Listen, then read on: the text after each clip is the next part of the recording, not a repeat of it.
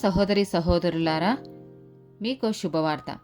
2025 సంవత్సరంలో మొత్తం 365 అంశాలను మీతో పంచుకోబోతున్నాము. జనవరి 1వ తేదీ నుండి ప్రతిరోజు ఒక అంశము మరియు దానికి సంబంధించిన వాక్యమును పంచుకుంటాము. దయచేసి ఆ వాక్యములను వినండి, ధ్యానించండి మరియు ఆశీర్వదించబడండి. దయచేసి సబ్స్క్రైబ్ చేయండి మరియు మీ స్నేహితులతో పంచుకోండి. ధన్యవాదాలు.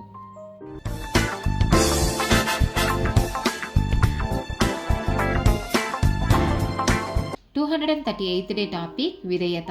మొదటి సమూయేలు గ్రంథము 15వ అధ్యాయము 22, 23 వచనాలు.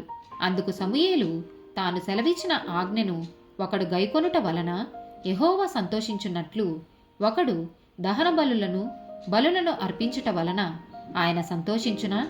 ఆలోచించుము. బలులు అర్పించుట కంటే ఆజ్ఞను గైకొనుటయు, పొట్టేళ్ల క్రొవ్వు అర్పించుట కంటే మాట వినుటయు శ్రేష్టము. తిరుగుబాటు చేయుట సోదె చెప్పుటయను పాపముతో సమానము. మూర్ఖతను అగపరుచుట మాయా విగ్రహము, గృహదేవతలను పూజించుటతో సమానము. యెహోవా ఆజ్ఞను నీవు విసర్జించితివి గనుక నీవు రాజుగా ఉండకుండా ఆయన నిన్ను విసర్జించననగా. యాకోబు రాసిన పత్రిక 1వ అధ్యాయము 22 నుండి 25 వచనాలు. మీరు వినువారు మాత్రమయ్యుండి మిమ్మును మీరు మోసపుచ్చుకొనకుండా వాక్య ప్రకారము ప్రవర్తించువారునయుండుడి.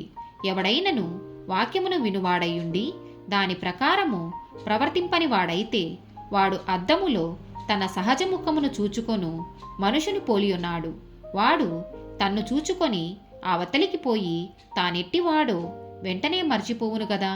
అయితే స్వాతంత్ర్యము నిచ్చు సంపూర్ణమైన నియమములో తేరిచూచి నిలకడగా ఉండువాడెవడో వాడు విని మరచువాడు కాక క్రియను చేయువాడై ఉండి తన క్రియలో ధన్యుడగును.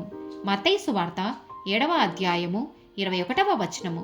ప్రభువా ప్రభువా అని నన్ను పిలుచు ప్రతి వాడును పరలోక రాజ్యంలో ప్రవేశింపడుగాని పరలోకమందున్న నా తండ్రి చిత్త ప్రకారము చెయ్యువాడే ప్రవేశించును. యోహాను సువార్త 14వ అధ్యాయము 15వ వచనము. మీరు నన్ను ప్రేమించిన ఎడల నా ఆజ్ఞలను గైకొందురు. యోహాను సువార్త 15వ అధ్యాయము 10 నుండి 15 వచనాలు. నేను నా తండ్రి ఆజ్ఞలు గైకొని ఆయన ప్రేమయందు నిలిచియున్న ప్రకారము మీరును నా ఆజ్ఞలు గైకొనిన ఎడల నా ప్రేమయందు నిలిచియుందురు. మీ యందు నా సంతోషము ఉండవలెననియు మీ సంతోషము పరిపూర్ణము కావలెననియు ఈ సంగతులు మీతో చెప్పుచున్నాను. నేను మిమ్మును ప్రేమించిన ప్రకారము మీరొకనినొకడు ప్రేమింపవలెననుటయే నా ఆజ్ఞ. తన స్నేహితుల కొరకు తన ప్రాణము పెట్టువాని కంటే ఎక్కువైన ప్రేమగలవాడెవడునూ లేడు. నేను మీకు ఆజ్ఞాపించు వాటిని చేసిన ఎడల మీరు నా స్నేహితులై యుందురు. దాసుడు తన యజమానుడు చేయు దానిని ఎరుగడు గనుక ఇక మిమ్మును దాసులని పిలవక స్నేహితులని పిలుచుచున్నాను. ఎందుకనగా నేను నా తండ్రి వలన వినిన సంగతులన్నిటినీ మీకు తెలియచేసి తిని. మొదటి యోహాను రాసిన పత్రిక 2వ అధ్యాయము 3 నుండి 6 వచనాలు. మరియు మనమాయన ఆజ్ఞలను గైకొనిన ఎడల దీని వలననే ఆయనను ఎరిగి ఉన్నామని తెలుసుకొందుము. ఆయనను ఎరిగి ఉన్నానని చెప్పుకొనుచు ఆయన ఆజ్ఞలను గైకొనని వాడు అబద్ధికుడు, వానిలో సత్యము లేదు. ఆయన వాక్యము ఎవడు గైకొనునో వానిలో దేవుని ప్రేమ నిజముగా పరిపూర్ణమాయెను. ఆయన యందు నిలిచున్నవాడనని చెప్పుకొనువాడు ఆయన ఎలాగు నడుచుకొనినో అలాగే తానును నడుచుకొన బద్ధుడయున్నాడు. మనమాయన యందున్నామని దీని వలన తెలుసుకొనుచున్నాము.